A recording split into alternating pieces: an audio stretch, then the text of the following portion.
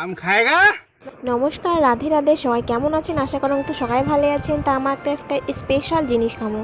তেমন তো দেখি রে বাবা ধরছেন কি স্পেশাল জিনিস সবাই কম বেশি চেনেন জানেন, ছোট বড় সবাই চেনেন এই জিনিসটা আম। আর এই গরমের দিনত আম, গাছের আম, টাটকা আম পাড়িয়ে মাখা খাওয়া যে এত স্বাদ, না খাইলে কবার পাবেন না এই জিনিসটার কত স্বাদ।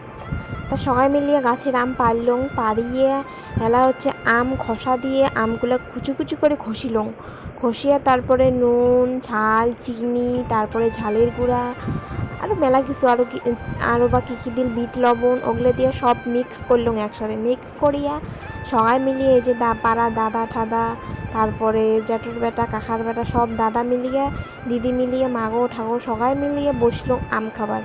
যেমনি গরম তেমনি আম মাখা, যা স্বাদ।